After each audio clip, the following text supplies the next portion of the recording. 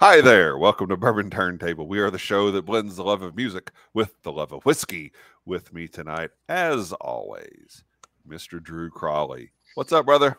Howdy, my friends. Just enjoying this new Game of Thrones spinoff that everybody's been talking about. And as this comes out, I'll just have finished a couple of weekend worth of music shows here in Louisville. So life is good, man. Can't Yep. complain. So, speaking of music, um, you've got a new single out, right? Yes, sir. Yes, sir. So, yep, Stuck. It's out everywhere that you listen to music: Apple, Spotify, Amazon, and I guess probably at the time that this is released, we are 3 weeks out from heading back to the studio to continue cutting the second record. So, Sweet, very, very excited. I've Wow. got a sweet. couple of dynamo guitar players coming with me, and some really fun stuff that will be announced soon. So, we don't do the social media at this time of the show, but if you do follow me, you'll know on Instagram first when all that will be out. Yep. And the first EP is still out there as well. Tower Yes, it is. Songs. Yep, I would be honored if you listen to it. That is what I affectionately refer to as my sad boy era. So I'm a lot happier person now, but I still love all those songs, and they meant a lot to me and still do. So Yes. I would be honored if you Yes. listen. Cindy is very excited. Cindy is my wife and friend of Drew and friend of Jolie as well. Cindy is very excited to see the happy song era for Drew Crawley. So, Well, we got to keep a mix, hey, well, we need to make sure that we welcome our special guest host, Jolee Kasprzak. Welcome. Thank you very much. Hello. Hello. We love having you on our Hello. show. You've been on as a guest. You've been on as a guest host, and you're almost a regular. Would that Yeah. make you irregular? I don't know, but you're almost a regular on the show, and we appreciate that. And you Thanks. have some awesome stuff going on as well, right? I do. Look at that. Yes. Yes, there's footers and things being dug where all the little squares are on the ground. Yep. We've broken ground. You can kind of see where it is in relationship to the winery. So yeah, super cool stuff going on.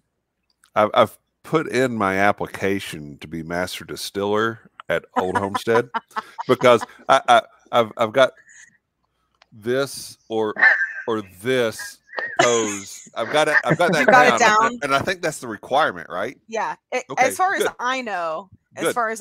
Good. I am only an assistant distiller, so I don't really know what the requirements are to be a master distiller.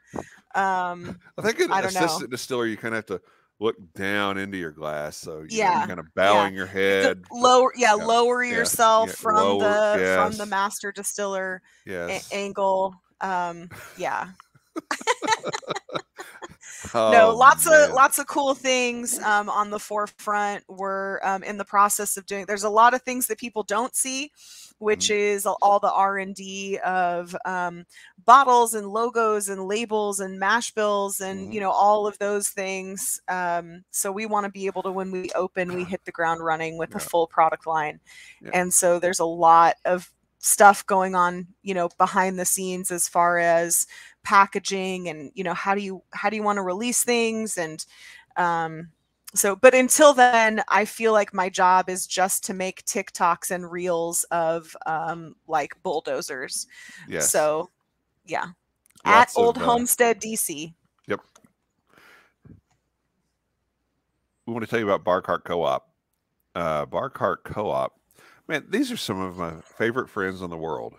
And we have a great time together. And all these people put out some incredible content. It's fun. It's informative. We've got Distillers Talk with Alan Bishop and Christy Atkinson. They're talking with distillers around the country, around the world. And you really get that other side of the table view as a whiskey drinker when you listen to Distillers Talk. Now, if you want this side of the whiskey review point of view, go to my whiskey den every Monday night, 9 o'clock. These guys are doing some great shows. They'll have distillers on to talk with them. They'll do some tastings together, and it's always entertaining, always a lot of fun in the chat. That's Mike and Patrick and Ben. And then Alan Bishop also has a new show. If you have ghosts, you have everything, where he's talking about the spiritual, paranormal aspect of what he's doing in distillation. And he's got a couple of shows out on that right now, and they are a lot of fun. So be sure to tune into that. And then you've got our show. If you like music and or like whiskey, then there's no reason you shouldn't be watching and listening to Bourbon Turntable, because that's what we bring you every single week. And we've got one more very special announcement we want to share with you. All right, don't forget to like, comment, share, subscribe, hit the bell notification to find out when new episodes come out, which is every Wednesdays on all of your streaming services everywhere, Apple, Spotify, whatever other ones there are, and the YouTube, where you can watch the live recording itself. Thanks, Mike. I think Mike must hate being on the show now, because every time he is, we make him do that live, and it's kind of like, dance, monkey, dance. And Did he? I feel like before you had a cutaway of My Whiskey Den, and did he recorded this one specifically for you because it says your release date and all of that, right? Yeah, he's done a couple that were specific for our show. Yeah. And then we did a show, I think it was the New Year's Eve, wasn't actually on New Year's Eve, but it was around New Year's Eve last year, where we did a joint show with My Whiskey Den, and he did one then too. So okay. We've got probably 3 different versions of it. So we can mix it up. I love it. I love it. But it's a lot of fun. Hey, but what we're going to be talking about tonight is whiskey bottles and labels and album covers. These things kind of go together, and they do today. They do today. If they don't otherwise, they do today. So we'll be digging into that right now. So I love the Blantons in like the Pink Floyd, like it's just like the culmination of all things great there. Isn't that the case? Isn't that what it really is? Yeah. Yeah. So anyway, all right. So we've each got a top 5 bottle/label, and it may be current, it may be historic, it may be whatever. So we're going to start with Jolee, and your number 5 is what? Hibiki, the Hibiki bottle. Yeah. I love that bottle. I have it. So that bottle, we drank all the whiskey, because if no one's ever had that whiskey, you absolutely should. It's worth every penny. It's so good. And then I turned that bottle into my infinity bottle, because when it was over, I was like, I can't throw this bottle away. Like it was like, what do I do with it? And so we turned it in, and now there's like this much left to add. And I'm like, what crappy bottle can I put this infinity whiskey into so I can continue having the Hibiki bottle on my shelf? I love everything about that bottle. I love the topper. I love the feel of it. I love the black and white. It does remind me of those when you watch someone doing Japanese characters on, when you watch them write it on there, it's always on like a clean, crisp white piece of paper, like a toothy, almost like a watercolor paper. That's what that label reminds me of. I don't know. I love that whole packaging is spot on for me. Yep. Yeah, it really, and I honestly had not thought a whole lot about it, because I don't get into Japanese whiskey that much, but I've seen the bottle. I've had the whiskey before, and it really is a gorgeous bottle, and it has some heft to it. Yeah, it does. It's heavy. Yeah. Drew, and coming in number 5 for you. Yeah. Number 5 for me is the Wild Turkey Kentucky Spirit Tail Feather bottle. I'm guessing that's going to make another appearance, but man, that is just so pretty. It evokes the turkey tail feathers.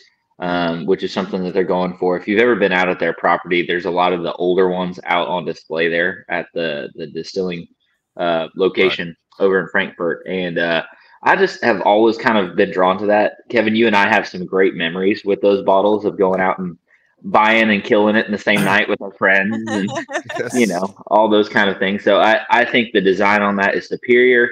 One of the greatest tragedies in modern American whiskey history, I think, is that bottle no longer is available. So Yeah. big fan of that one. Yeah, I am as well. And well, like you said, you gave a little foreshadowing. It will show up again on the list later. So we'll let that go for right now. But that's Drew's number 5. My number 5 is Driftless Glen. Oh, And nice. the bottle is just fantastic. It's you can see a little bit on the one side. It's got the windmill on the. It's got thumbprints. You can also see a thumbprint on there. I think the windmill's on the back. You've got thumbprints on both sides of it, and it's just a fantastic piece of art. The one of the co-owners of Driftless Glen, she is a sculptor, and she designed this bottle herself. I'm guessing that probably adds a fair amount to the cost of the whiskey, although it's not terribly expensive.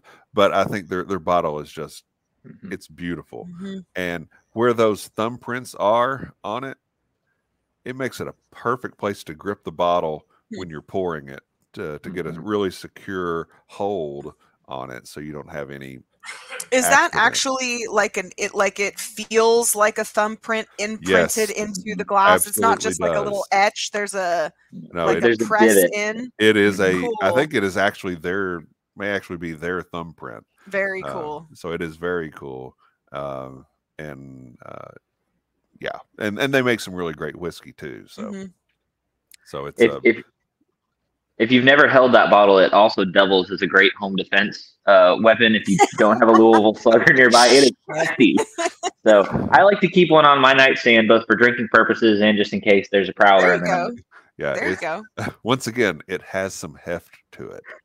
All right, so that's my number 5, and Jolie, to your number 4.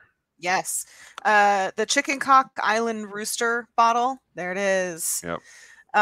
So that bottle is the pattern is the historic chicken cock bottle pattern. So anything from like pre-prohibition chicken cock was a label back then, and their bottles had that same pattern on it. And then they've added this honestly, it's that metal jigger at the top. Don't get me wrong, like the pattern is phenomenal, but that metal jigger plus the pre-prohibition pattern, like the whole thing, I love it. I love it. Very cool. No, it's very distinctive. Yeah, I don't know that I've seen that one. That's pretty cool. Yep. Yeah, super cool. So Drew, number 4 to you. Yeah, so this is actually what I'm drinking tonight. This is the Buzzard's Roost Cigar Blend Rye. So I, have made no bones about it on this show. If you listen to past episodes, I love Buzzard's Roost. I think what they're doing is incredible. Jason is a friend of ours, a friend of the show, but I love just what looks like a charcoal pencil drawing. The bottle itself is relatively common. It's kind of that wine bottle styling. But the thing that I love is that the art complements the color of the whiskey inside. And while it is a pretty large label, it doesn't distract from what you're actually going to be drinking. So for those that know me personally, I have a thing about birds. I've got tattoos of birds and stuff like that. And I just think it's cool drawing too. So that's number 4 for me. Number 4. See, I've got a thing about birds too, but it kind of goes the other direction. Okay. You're afraid of them? Yeah, they have the gift of flight, Jolie. Listen, they can fly up in your head and claw your eyes out. Yes. So I've been attacked by a bird. Oh, no. Yeah. While walking through a Six Flags park, I was at work, and this bird, it was one of the geese. that you can't touch because they're protected. And they were dive bombing. We had like manager meetings, like they were letting you know, like FYI, there's this bird across from whatever. It was in this perfect little spot, and it would always attack one of the other managers, but it came at me, and I like, you know. So I've also gotten into a fight with a chicken one time. Yeah. I think birds are creepy. I think people that own birds tend to be like, no offense if you own birds, but you're weirdos. You know, yeah. No offense if you're no offense. A weirdo. We want weirdo, weirdos to listen to the show too. Yeah. You know, we don't care. But I've got a bird story that's too long to share on this show. So we need to circle back later. So sometime we'll discuss my bird story. Okay, yeah, I'm down. But all right, so okay, that Drew's number 4 is. Sorry, you like birds, Drew. Is Buzzard's Roost. Drew's number 4 is Buzzard's Roost, and I'm just thinking through my head how many of the bottles we have tonight that are birds, and okay, not that many. Okay, good. Okay, my number. Some birds 4, are cool. Sorry, ravens are cool. I mean, there's magpies. They do cool things. Yeah. See, there you go. All right. I wouldn't own one though. Okay, go ahead. Sorry. Blanton's. I mean This is yours? Yes, this is my number 4. Blanton's. Okay. Yeah. I mean, look at the bottle. No, look it's at baller. the topper. I agree. I think it's beautiful. It's beautiful marketing. Okay. And 100% agree with you. Look at this. Yeah, it's gorgeous. This is genius. This is genius. Okay? I agree. It is. And regardless of your opinion of what's in the bottle, which it's not, I don't think the Blanton's is a bad bourbon. It is not. It is a very approachable bourbon. Yep, I agree. And it's very unremarkable in many aspects. There you go. Yep. But but the bottle. This bottle is banger. Okay. Agreed. So that's my number 4. Okay. Joey, for your number 3. So my number 3 is a wine label, which I think maybe there you go. F-U-C-K, which is hilarious. I love this wine label. I love everything about that. I love that it's a dry red. They have multiple expressions, but she's on all of them. That's their thing. She's driving a stick, which I think is phenomenal because people don't know the art of driving a stick too much anymore. I just love everything about that. It's very in your face, and it's so different for a wine label, and I think that's why I love it so much. Is the wine any good? Yeah, it's decent. Yep.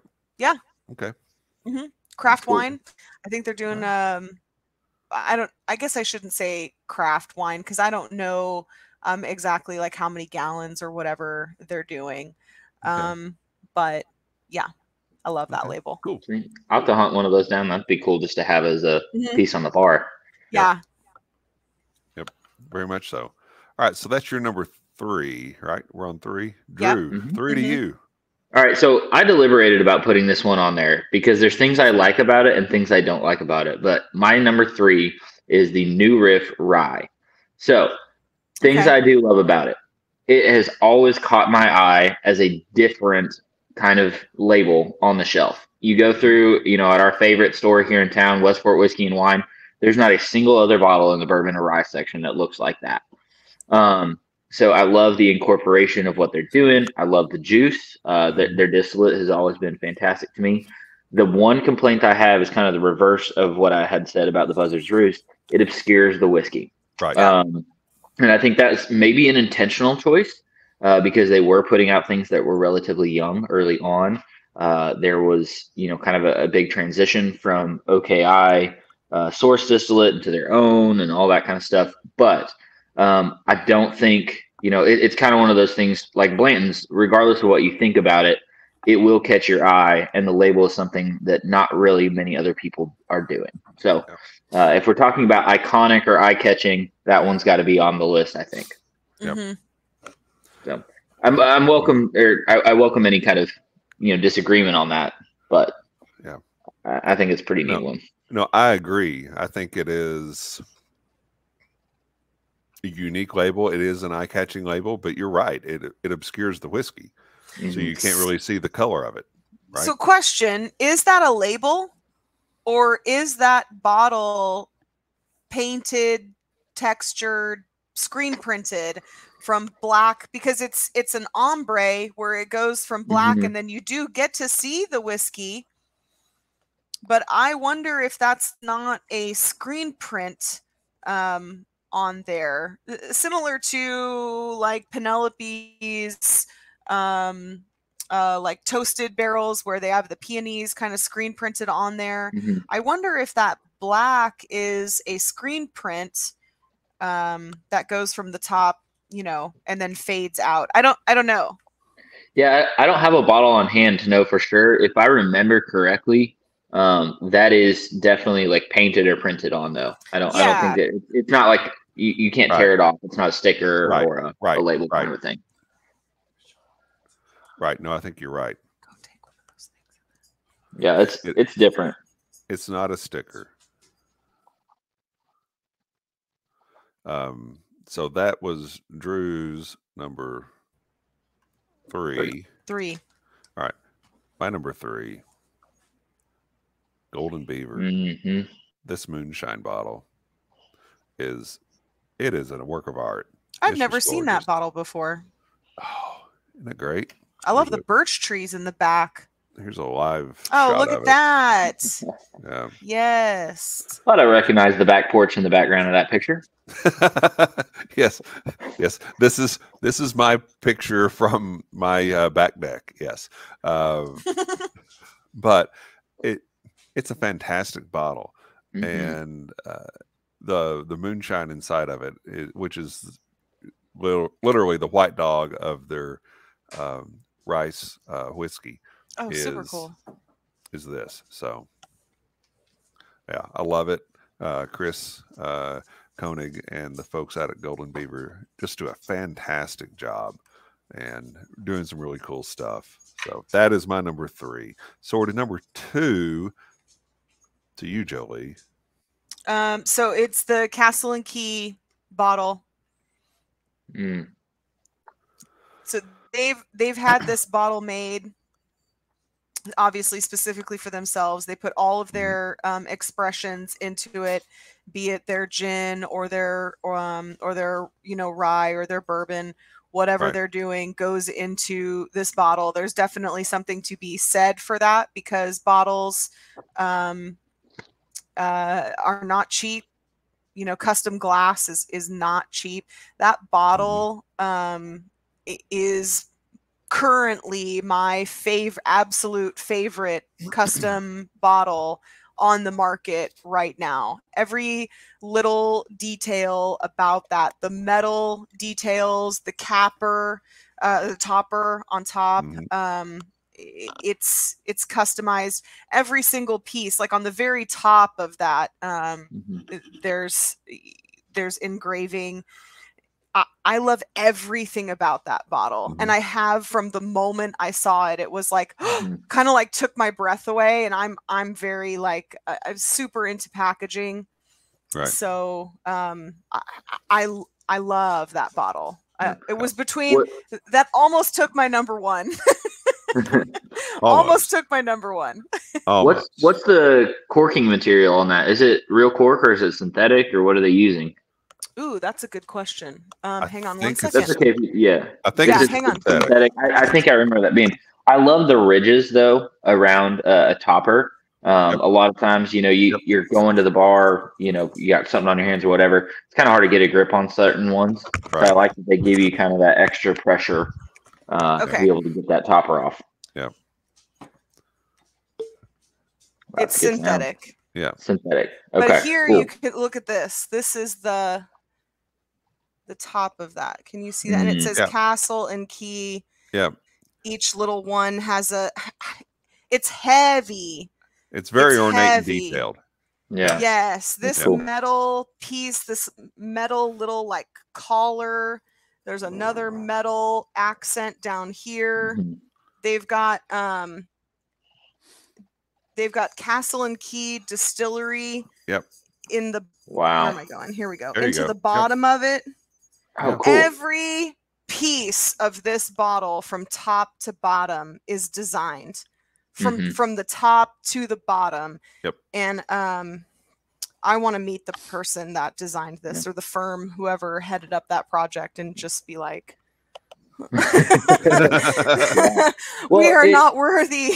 It fits so well with the ornate nature of that distillery and that property. It really kind of flows naturally from those grounds and everything else. Yeah, right. I like this bottle, and I like this label better than the original, the white label with the arms and stuff. I didn't really kind of understand that.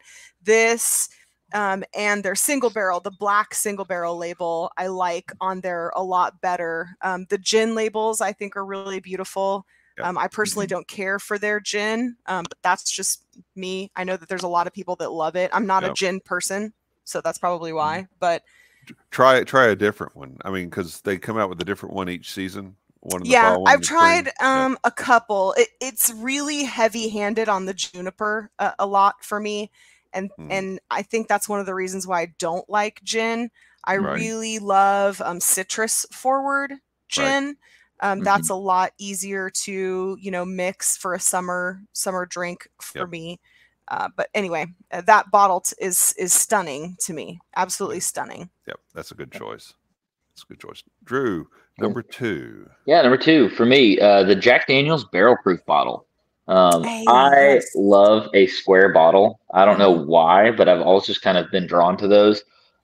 It's got the Jack Daniel's traditional, the font and all that kind of stuff. It kind of stays in the same color palette as what you think of when you think of Old Number 7. Couple of small details that I love is the neck on it is the exact right size for my hand when I go to grab it off my bar, which is just probably a little bit dangerous. But a lot of bottles, they either don't have enough of a neck on them to get a good grip, or they're so long and thin that it's like, I don't really know where to grab this bottle now. If I were still bartending, the one critique I would have of the bar is it has such a wide opening at the top. It is impossible to get a pouring spout into that bottle and not spill it all over yourself. There you go. But everything else about that bottle, I love. It's another one of those kind of, you're going through the liquor store. It's, round bottles over and over and over again. And that one just kind of catches your eye because it sits with a different place. It's a little bit lower, kind of squat in the shelf. So if you got those wine bottles around, your eye just kind of naturally goes to what's different. Yeah. And I think that's important and cool in packaging. So, yeah. That neck kind of reminds me of the old Fitzgerald decanter bottle a little bit. Yes. I can see what you're talking about there. I mean, not like, I'm sure in my mind, like when I see that neck, I'm like, oh, it just kind of, there's a familiarity there. But I love that. I do love that bottle. Yeah, I do too. I think it's fantastic. And quite frankly, I think the barrel proof products from Jack Daniel's far exceed their baseline product. Well, yeah. So far. Old Number 7. If you're not drinking that with Coke or orange Fanta or Diet Mountain Dew, you're doing it wrong. But Jack Daniel's barrel proof, whether it's their whiskey or their rye, that's good stuff. What about their single barrel selections? Don't those come in those bottles too? Yep. Okay. Outstanding. Yeah. Okay. Yeah. There you go. Single barrel select. Yep. Okay. All right. Yep. All right. So my number 2 selection, number 1 in my heart. And, just to brag on Jolee a little bit, she's an award-winning label designer, and she did the labels on the 2 bottles that she's holding there, the Maddie Gladden and the Lee W. Sinclair, but there are several others as well. And it's just beautiful work. It's very distinctive. It has a commonality to it that you can see and readily identify that it's from Spirits of French Lick, where she worked before. But they're all very distinctive as well. So I think those are the labels on those are just very, very tough to beat. So that would be my number 2 choice. Thank you. And like I said, number 1 in my heart. So thank you. Okay, so we'll go to your number 1. So that's my number 1. That's my number 1. I think what I told you in my list is it is the Morning Glory, the William Dalton, the Lee Sinclair, the Solomon Scott. Yep. I cannot choose. My children is what I call them. I love them. I think that I love the color combination of the William Dalton blue and this gold. I was standing in front of them. They have a whole line on one of my shelf is all Spirits of French Lick, all Alan Bishop products. Is a whole shelf in my house. And these are all in a row. And now that I'm out of the Morning Glory, so I'm missing one and it just doesn't feel the same. But these are number 1 for a lot of reasons for me. It was all of my 2020 shutdown was dedicated to getting these labels put out. And I feel like the labels respect Alan.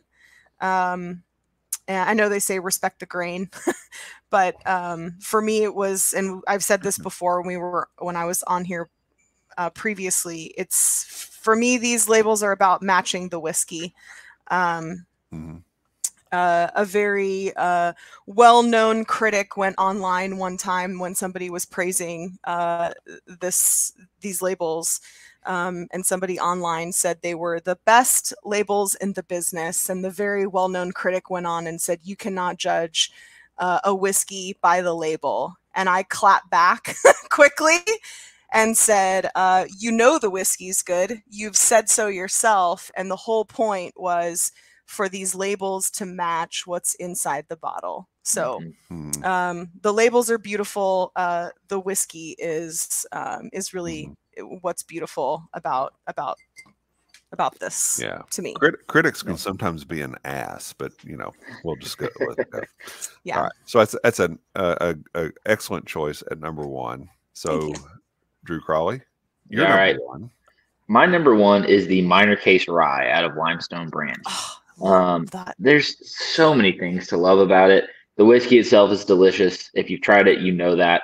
I love it was like a whitewash kind of a look where the letters themselves are actually raised on the glass and then they're painted the white on the front. The other thing I love about that bottle is the shape. So if you've taken their tour and kind of heard why they do what they do, you can't really see it in the picture. The whole bottle is kind of a half moon shape. So it's curved at the back. They took a boot flask that was apparently belonged to Minor Case that he used to kind of stick down his ankle and use that as the form for the bottle. And as a long storied expert at sneaking alcohol into public events where I shouldn't have it, I'm a big fan of a boot flask. So that one has a special place in my heart, and all of the Limestone Branch products do. If you know their labels, they've got some other great stuff out there. Their Bowling and Birch Gin is an incredible label. Their special edition Yellowstone is incredible. So all their stuff is great, but that Minor Case one, man, just stands out to me. Yeah, so that's my favorite label currently out there. Yeah, that's a great choice. Great choice. That was the first whiskey I ever really was like, whiskey bottle. I was like, oh, because it is all raised, and it's like there's so much, all of that, everything that white on there, and then the label itself is set into the bottle. Yeah. So it's very tactile. Yeah, that's a great word for it. Tactile. That's a great word for it. Thank you for introducing a 25-cent word to the show, Jolie. You are so welcome. I'm happy I can I can add things while I'm here. Well, people can now add to their vocabulary so they feel like they've learned something. There you go. So that's good. Tactile. We're an educational podcast. You just didn't know it. Yeah. All right. My favorite, and this is not a great picture, but the wild turkey tail feather, and you can see it next to what they replaced it with, which is very ordinary and mundane. I think the tail feather bottle it was perfect. It fit the brand. It fit the brand perfectly. I don't know what else you could have done outside of a decanter that was shaped like a turkey. But that tail feather bottle was such a great representation of the Wild Turkey brand. It was distinctive. It stood out on a shelf. It stood out behind the bar. And, either for, they wanted to save a $1 a bottle or whatever, or distributors pressured them in changing it, whatever you want to believe about that story. They did away with it, which is a shame. I have several of those floating around the house that I use either for decanters. Anytime I have Kentucky Spirit, I take it out of that rare breed bottle and I pour it into the Kentucky Spirit, into the real true Kentucky Spirit tail feather bottle. So sometimes, I will say this about marketers, is that we always think that we have kind of the pulse of things.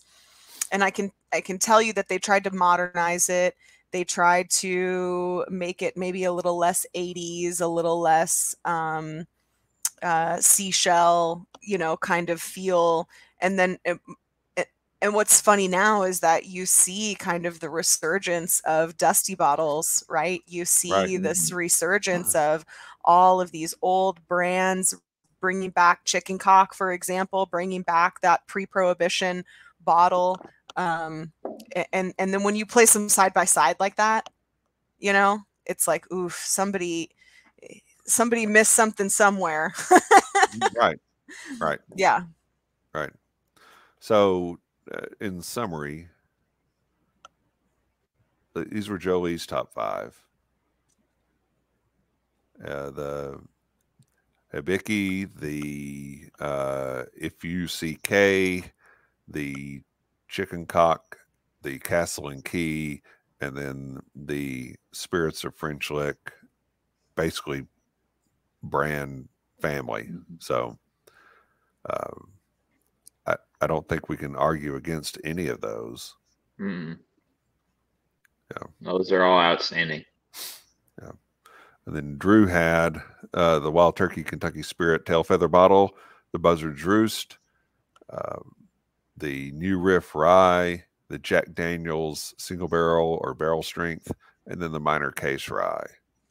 I do love those Buzzard Roost labels. Yep. I do. I also think they fit Bronner. You know what I mean? Like they just kind of I don't know. It fits on the bistro shelf. It fits him. It fits the whole feel. I do love that. Yeah, I would agree. And then mine, Driftless Glen, Blanton's, Golden Beaver, Jolee, and Wild Turkey Kentucky Spirit. So yeah. So the interesting thing is, if you go across all of these, how much of these are craft? Right? Yeah. How much of these are craft? Mm-hmm. A lot. Yeah, a lot. A lot. And any thoughts on that? I think you have to, as a craft distiller, at least where we are here in Kentucky, you have to do something different in your packaging to stand out. Just about everybody uses some version of the same bottle or the same 3 molds for their glass. And so if you're going to command that attention and command that higher price point and get the well-deserved attention on your distillate, you're going to have to do something on a liquor store shelf to stand out. So I don't think that's by accident. I think it's a necessity. Yeah, I agree. I think the whole point is it's hard enough to, people would always say, oh, what's the hardest part about, about marketing a craft brand? It's got to be getting, it's distribution. Yeah, distribution is hard, but it's getting the shelf space. Right. And once because you go to a liquor store and you look at their wall of bourbon, and once you start noticing the bigger brands have multiple placements. So you'll see Wild Turkey 101 here, and you'll see it over here, and then you'll see it over here and over here. So there's, and they say, oh, we don't have any space for you. Well, that's not true, because you have Wild Turkey 101 in 6 different spaces. Right. So once you get the shelf space, you have to utilize it the best you can. And getting people to pick up the bottle. And then it has to, again, there's that word, it has to have some type of tactile, presence to it. You've got to have some embossing. Especially if you're going to be using, a bottle that everybody else is using, right? The Spirits of French Lick bottle is the same bottle as the Buzzard's Roost bottle. Is the same bottle as, you can go on and on and on. That bottle is used, but that Buzzard's Roost doesn't look anything like the Spirits of French Lick, and they both stand out on the shelf. Right. So you got to get people to pick it up if you want them to, if you want them to take it home, they have to pick it up first. Right. Right. Okay. Well, what are you all drinking? Everybody was going to drink a pour of something that was on their list. Jolee, what do you have? I've got my bourbon club did a William Dalton pick. And so I'm drinking that. Cool. All Yep, right. 2017. It's a 104.9 proof, barrel number 471. Awesome. Good job, Bishop. You've been so nice to Alan. This is like out of character tonight. Yeah, I know. Well, I'm just teasing. Sometimes people think that we actually don't really like each other. So you have to be sometimes you got to be nice about. Listen, the dude makes good bourbon. He might be he makes good bourbon. All right. Drew, what are you drinking? So I killed off my bottle of Buzzard's Roost. Nice. So that one's gone. Now it's time to go get another one tomorrow. It's on my list of things to do in the morning. Yeah, I'll be the guy at the liquor store at 10:30 in the morning. Well, their latest release is they've got 2 bourbons out. One is a #1 char, and the other is a toasted oak bourbon. Yes. Both are really, really good. So maybe that could be one of the things you purchase. I think that mine is a Westport wine and whiskey pick that I bought not that long ago, just a few months ago, and it is fire. Yep. So see if they still have it. I think they might. So and I'm drinking the Blantons. So there you go. Yeah. Very nice.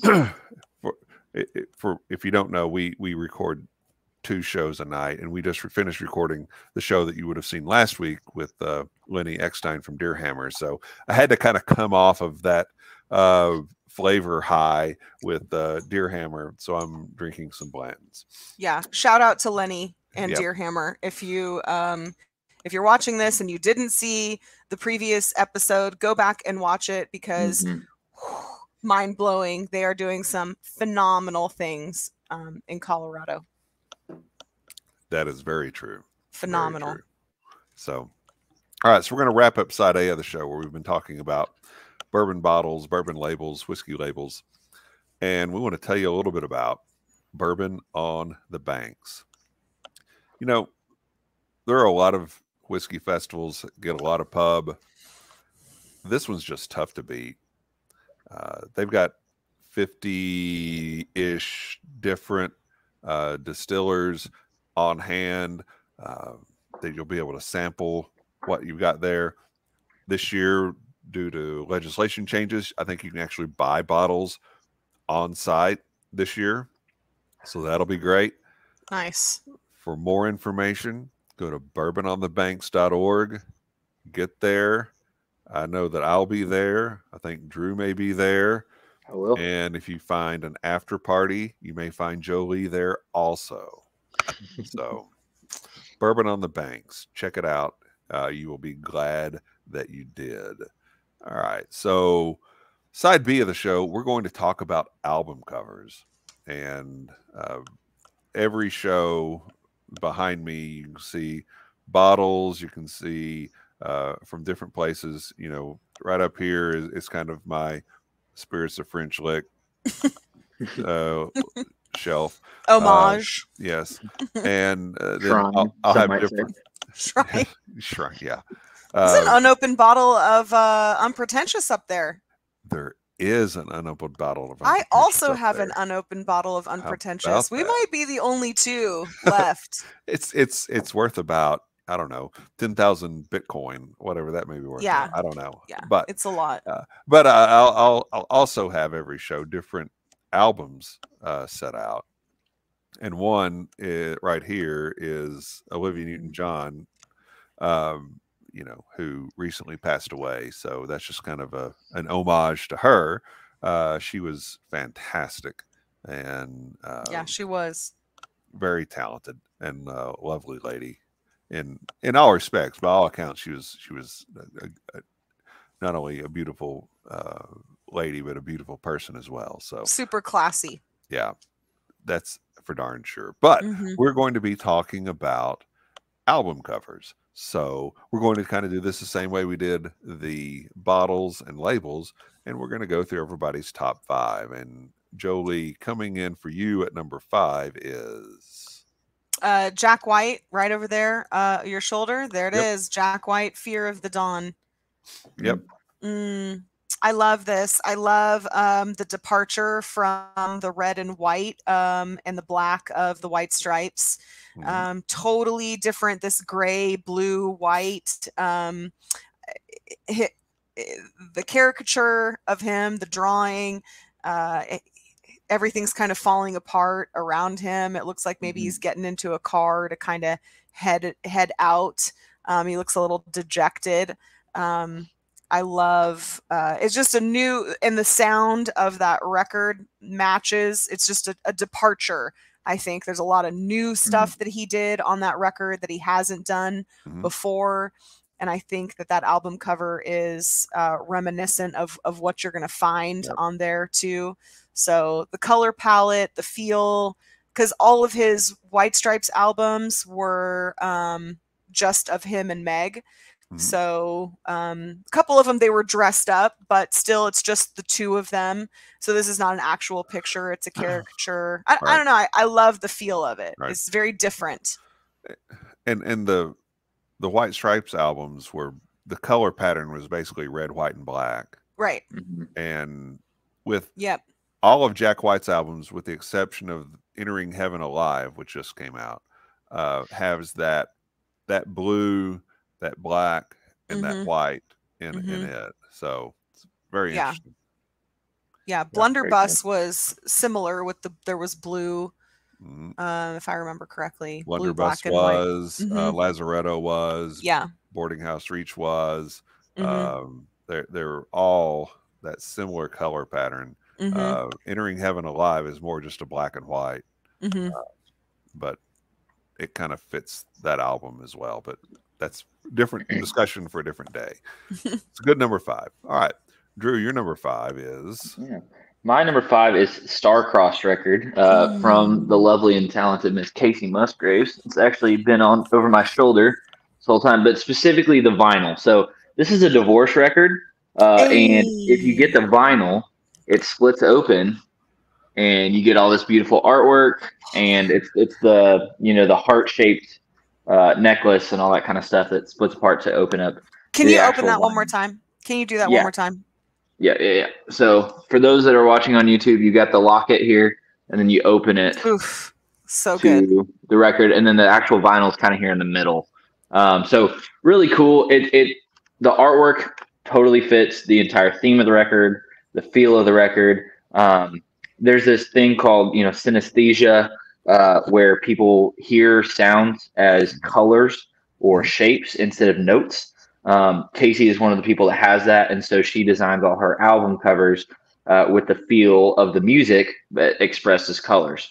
So I always think that's cool. The record's great. Her ex-husband Rustin definitely got me in the divorce, but man, she killed the album cover design on that one. So that's a big favorite of mine. If you can get a hold of the vinyl, it's definitely worth it just for the packaging alone. But the record's great too. Nice. Very cool. Very cool. And that's Drew's number 5. My number 5 is the Joshua Tree by U2. Mm-hmm. The photography on this just fits the album. It fits the sound of the album. Yeah. It fits everything about it, and that's, I don't know, that's just, I think that's tough to do in making the feel of an album cover, the feel of an album art fit the feel of a record. But I think this really does.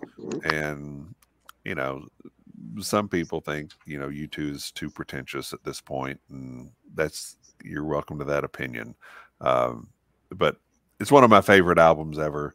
And I thought the album cover really fitted as well. So, yep. All right. So, Jolee, we are to number 4 for you.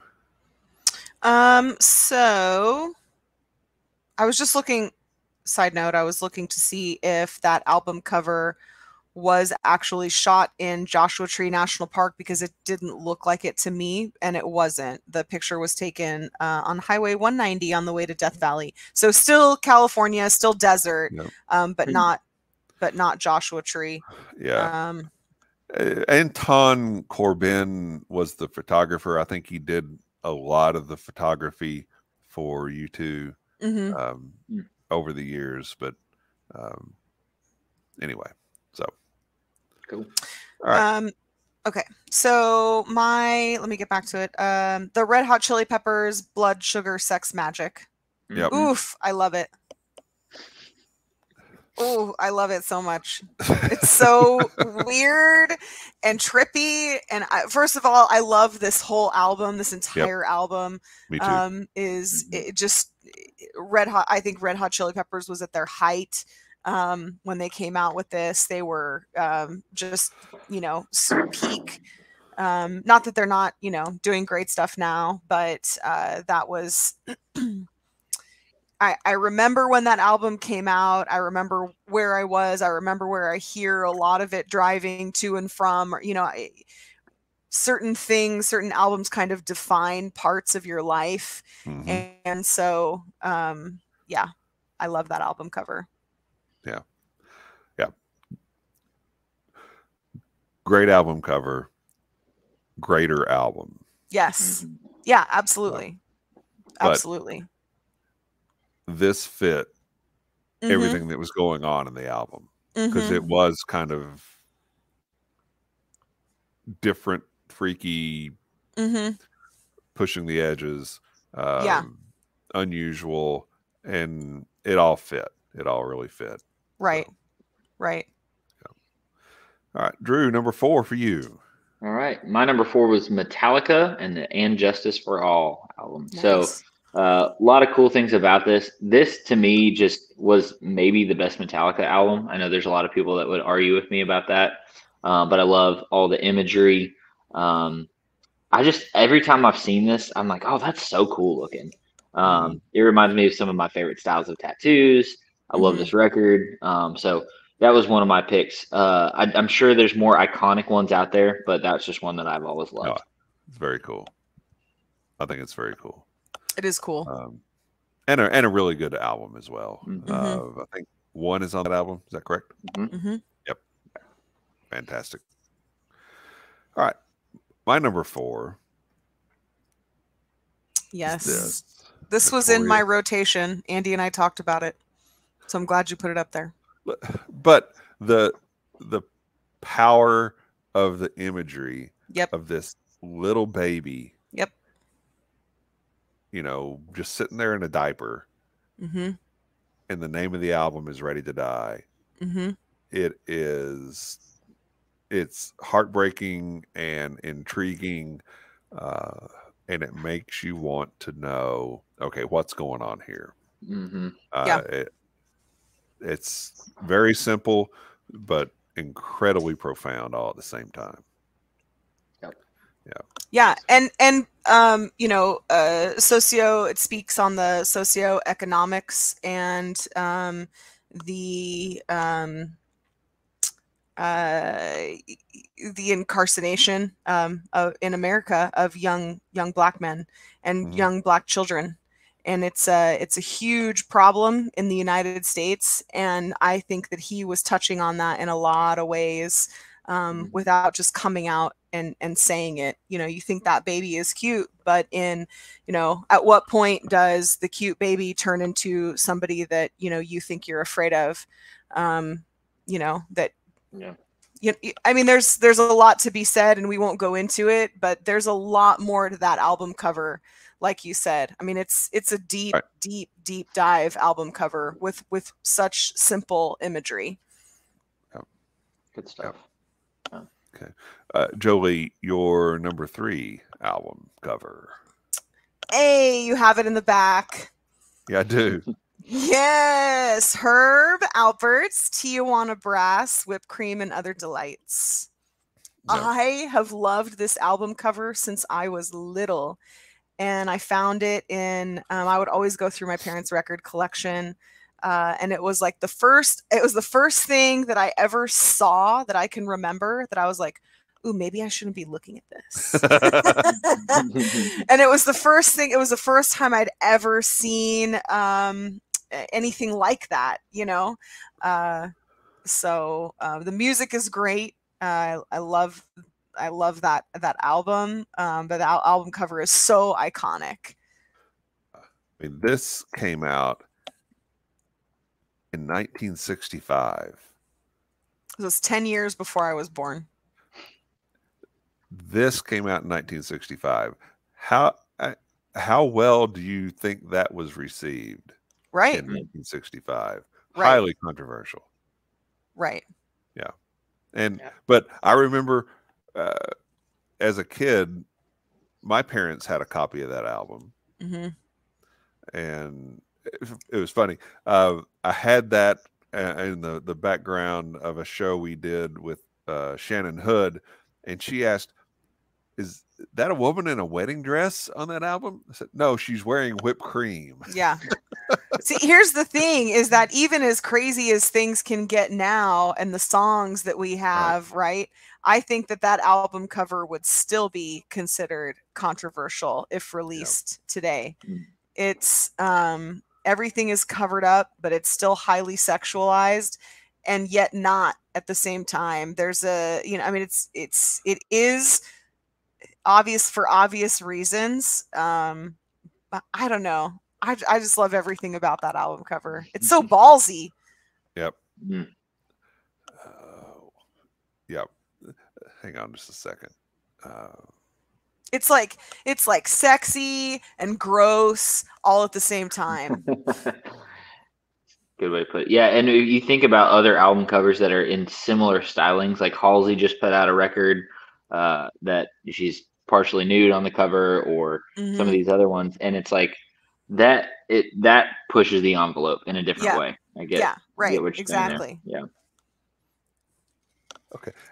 I was just looking this up about who the model was for this. At the time that this is a model named Dolores Erickson. Okay. At the time that she did this, she was 3 months pregnant.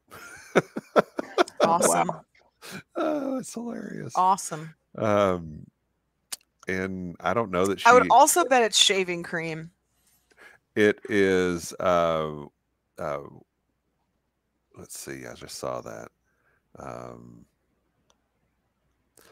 Something about chiffon. Oh, okay. Yeah. Okay, so it was a type of whipped cream. So Cool. yeah. It's so 60s too, like that writing, the whipped cream and other delights. It's very like a Woodstock poster. You Yep. know how everything's kind of large and small and it moves around but fits into one another. I love it. It was shaving cream and chiffon. So. Okay, there you go. Yeah. I feel like I spent a lot of time wondering about that when I was a kid. But just to keep it from melting. Yeah. On her. So exactly. Anyway. It's a fascinating album cover and very cool. So, Drew, number 3 to you is so that iconic rear end, Mr. Bruce Springsteen, Born in the USA.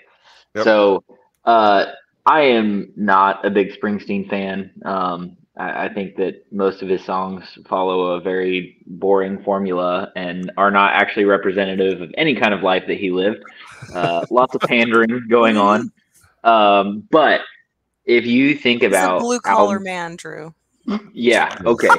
With 8 houses and come on. Sure.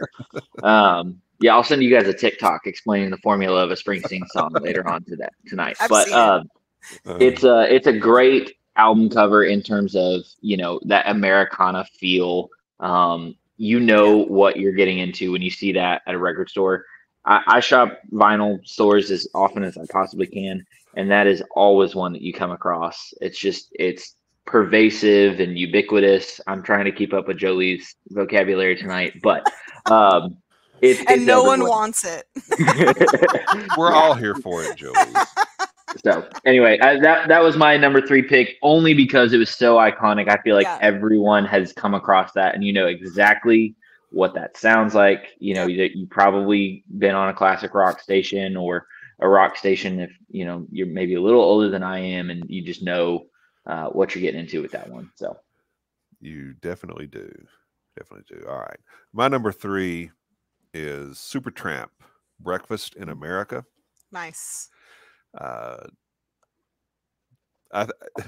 just think it's very. I mean, the waitress that's there is meant to exemplify the Statue of Liberty, and then everything you see in the background, that's the skyline of New York, are things that you would see in a diner. There are coffee cups and plates and teapots and different things of that nature. I just think it's a very cool album cover. And the Twin Towers. And the Twin Towers are there. Yeah. So I thought it was very cool, very creative.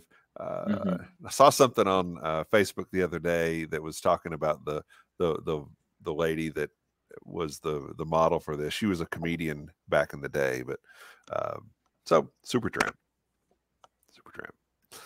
All right, so we are to number 2 for Jolee.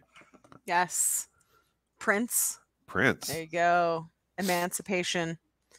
This is, I believe this is when Prince came out as the artist formerly known as Prince. Yes.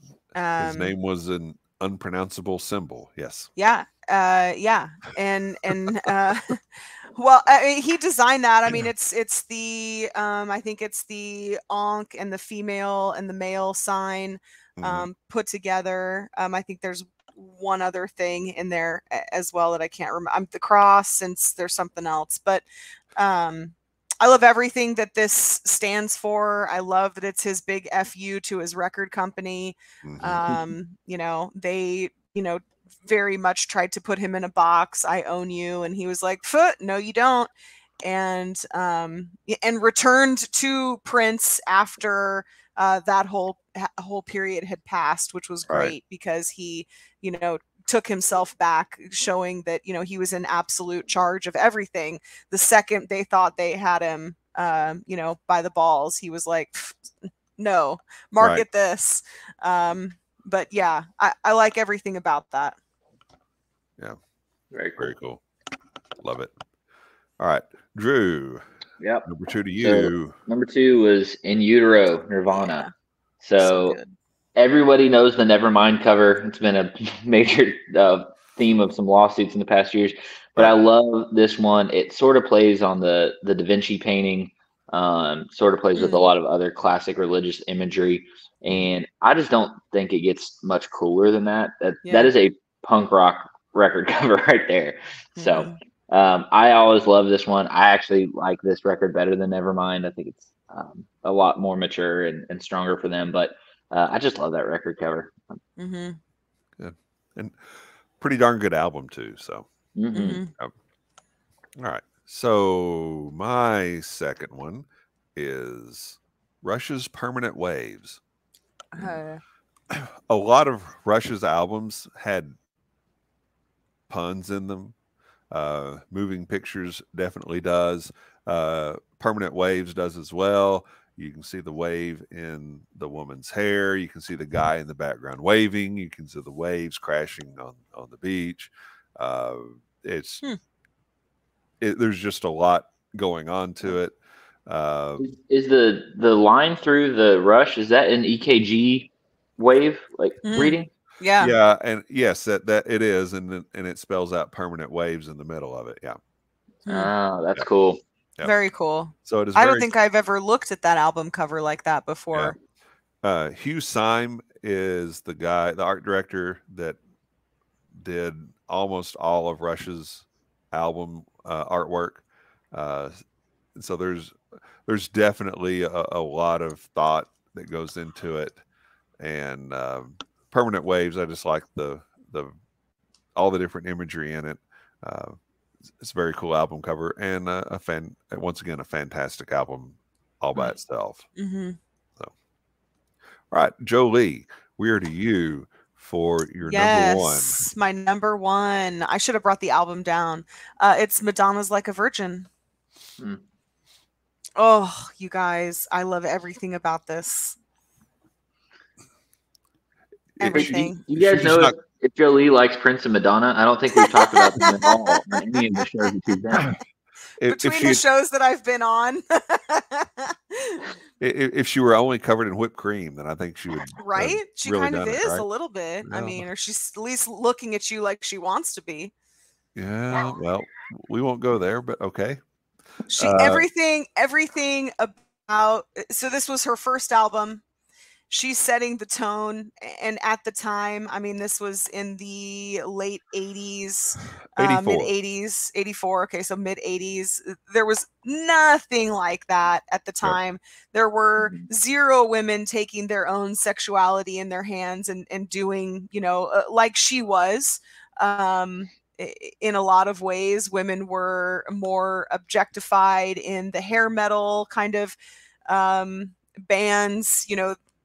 That's how I think a lot of women in music were perceived at the time. She really kind of took that and turned it on its heel. Her MTV performance of that song was just a beautiful disaster, and was like, what is happening, the whole time. Right. But again, really making people think about, what is just kind of shock and awe. Yep. And she's gorgeous. So, Yep. so there you go. And and I don't disagree with any of that, but the lady right here, Sure. 3 years earlier did Let's Get Physical. Yes. Which was kind of more of a less, maybe been a little bit less direct than what Madonna was doing, but was definitely saying, yeah, I'm taking control of my sexuality as a woman as well. Sorry. Yeah. It's definitely not to say that no other woman did it before, Right. That wasn't it. I don't think any other woman was as in your face about it. And even to this day, she's in her 60s and she's causing people to think and reevaluate how they view people in their 60s and what that looks like, and what's appropriate sexually for a 60-year-old woman is not how Madonna is putting herself out there. Like it or love, or like it or love it, like Right. it or don't like it. Right. She's she's caused people to think about those things. And it's very much, my way or the highway for her. So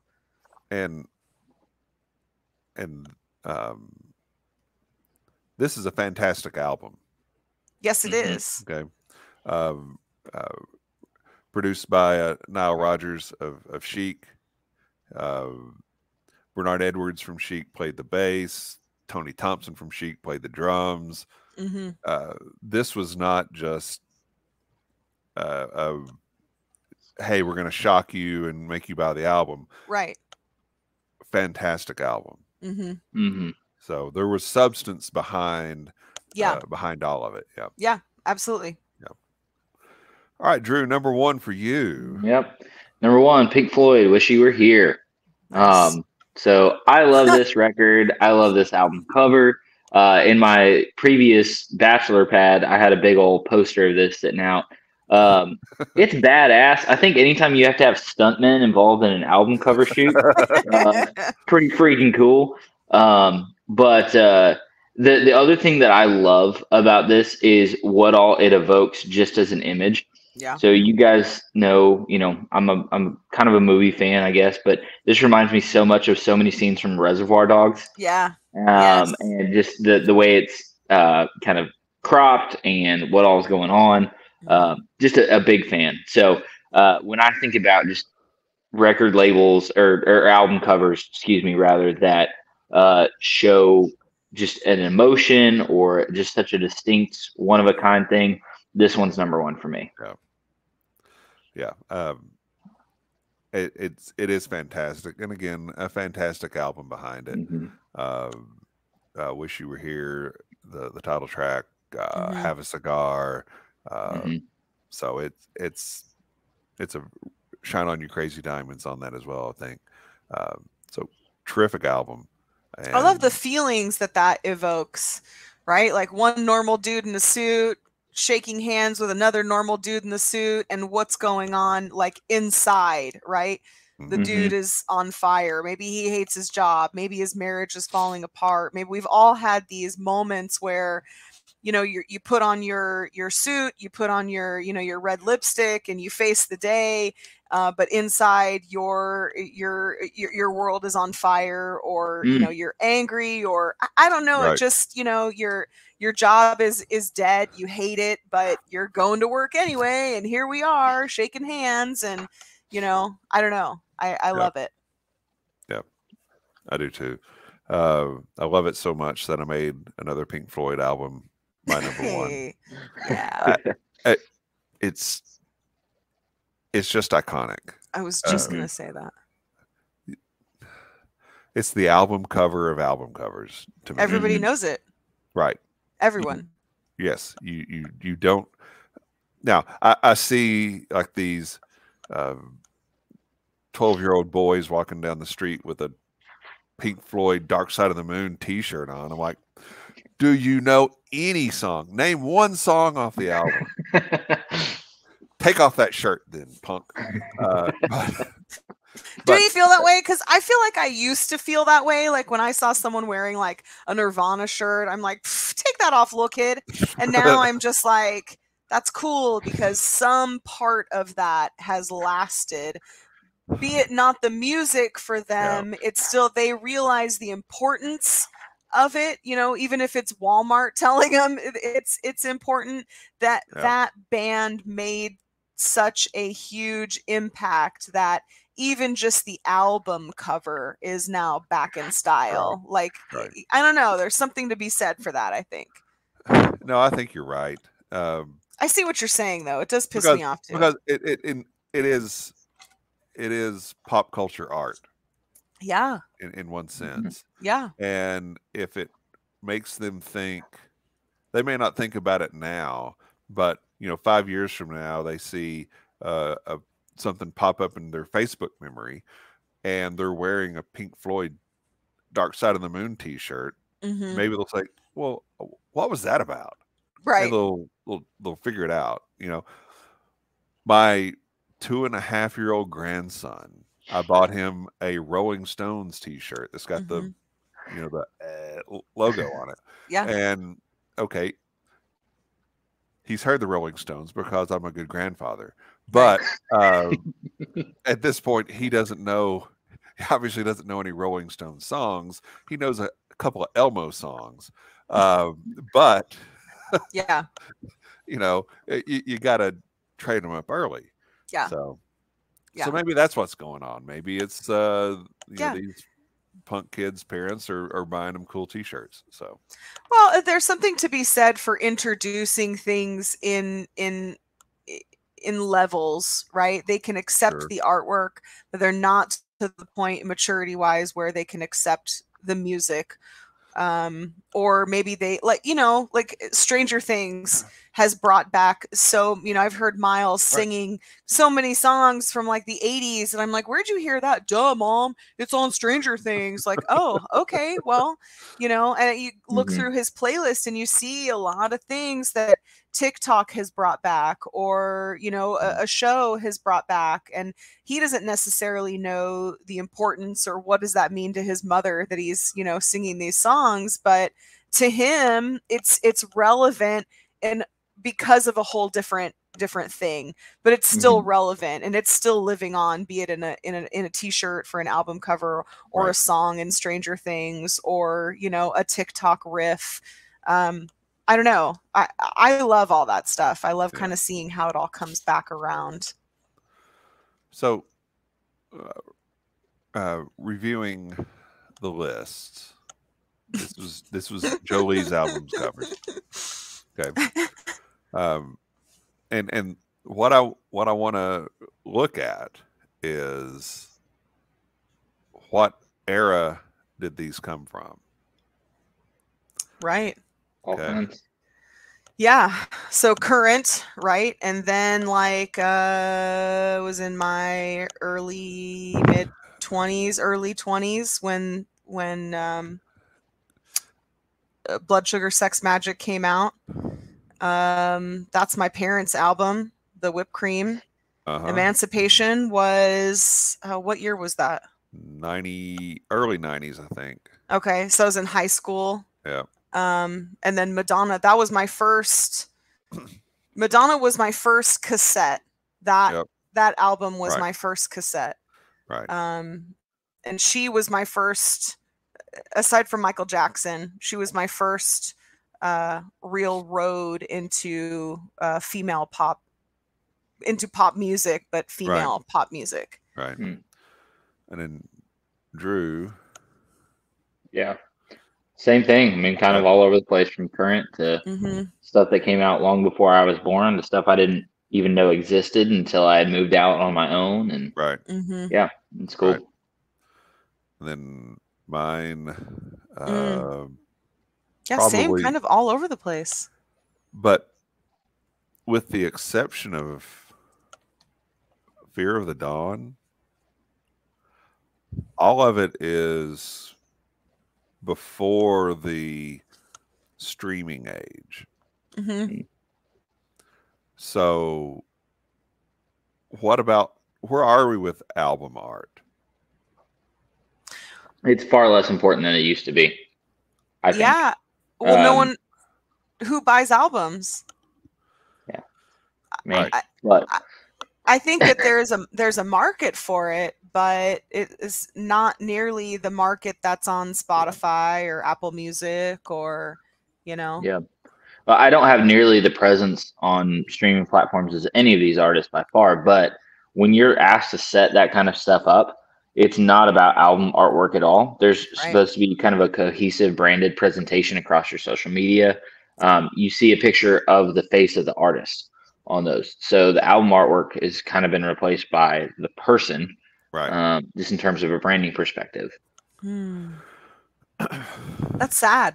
Yep. There's something to be said for it, though, too. And I obviously, album artwork is important to the three of us, but as an artist, I think putting yourself as the brand and not reinventing it every 2 years, when you have to say, okay, this is me now.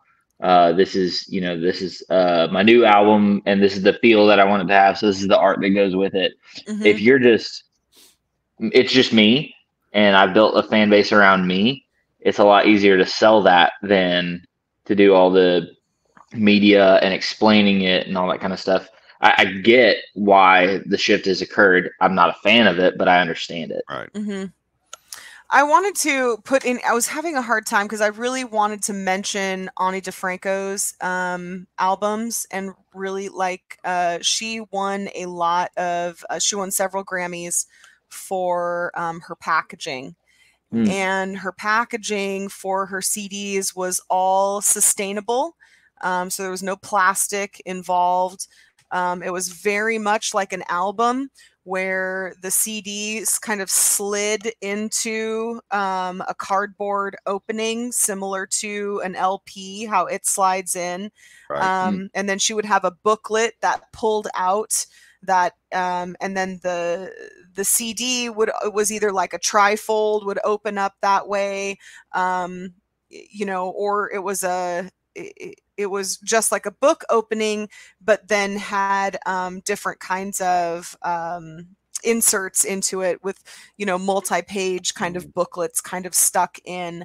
And her packaging always sticks out to me. But a lot of times her packaging is not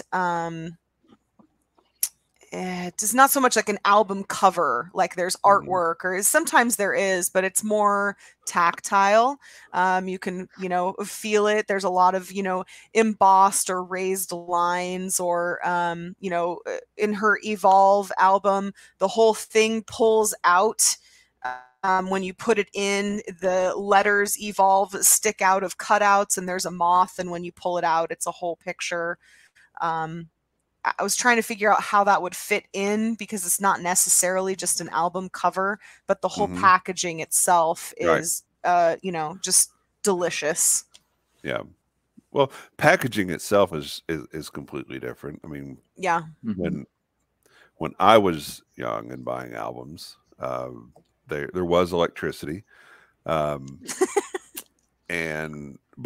it was a different experience. You would buy that vinyl LP, and you would come home and you would put it on your record player, and you would start it, and then you had the liner notes in the album, where you were listening to the album and you were reading the album, right? And you could read all of the lyrics. Yeah. For most albums, you could read who the producer was, who the art director was, who the recording engineer was, who played bass on track 4. You had all of that information, so you knew a lot about that album. And in a lot of cases, it was, you know, there were essays that, you know, like you get a Dylan album, there's going to be, you know, there may be an essay in there, or something that he wrote, or a poem, or there was a lot more to it than going to Spotify. And I love Spotify. It's great. It's convenient. You have an access to millions of songs, everything. But at the same time, there's something missing there. I mean, there's the whole video, and what do they call it? The video interpretation, or something that goes with it. And now they've got the lyrics that you can see on a lot of the songs that'll sync up. But there's still a whole lot there there's a whole lot there that's missing. To me. You got to take the good with the bad, I guess. All right. Any other thoughts on album covers, or whiskey bottles, or labels? We had some good lists. Yeah, we're going to need to do a part 2 of this, because there were so many honorable mentions. It was impossible to limit it to 5 for me, especially with the album covers. Sure. Yeah. There's a Shania Twain album cover out there that was really good too, but you know, kind of a throwback to last week's show and Delaney. But you know, too, it's funny because I immediately went for artists that, or albums that I like love, but the album covers for those albums were kind of a little bit, I was like, oh yeah, it's iconic. And, you know, or maybe it isn't, you know, like Billy Joel, The Bridge is one of my all-time favorite albums. And that album cover is kind of like, okay. You know, The Wallflowers, their debut album is one of my all-time favorite albums. It is actually an album. One song leads into another. They all go well. That's another thing with Spotify. You don't really, get to listen to an album straight through. People don't make those, I feel like, anymore.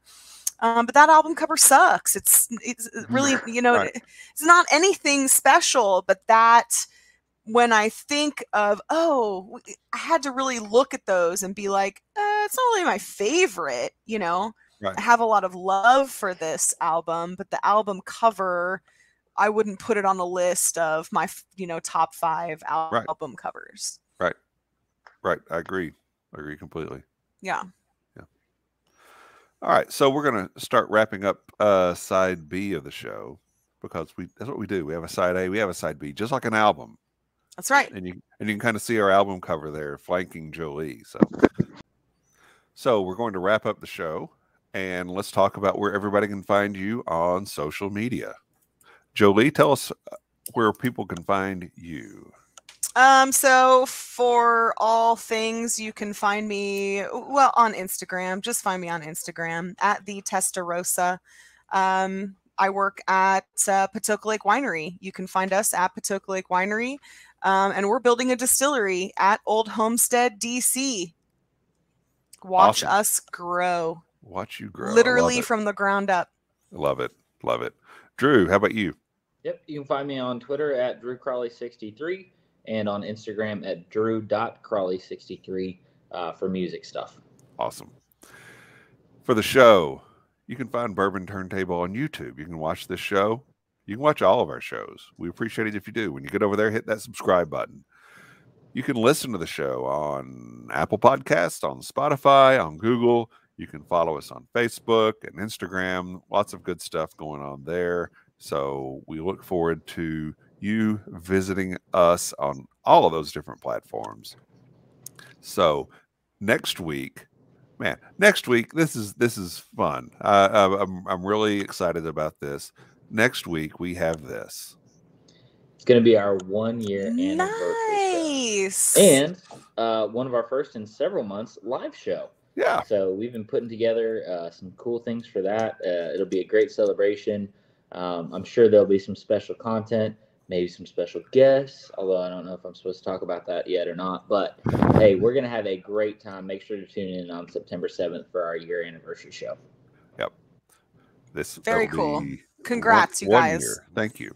And it's been a lot of fun. I've been thinking about the different shows and that kind of thing. And Drew and I will talk about what all we will have for that show later. But, it'll be a nice little walk down the 1 year memory lane and talk some about the things we've got going on going forward. So we're looking forward to that. But we do appreciate everyone that does listen.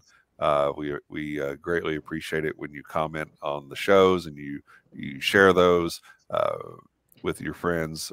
We appreciate it. We do put a lot of effort into trying to put something together that we think is going to be fun and informative, and hopefully it is.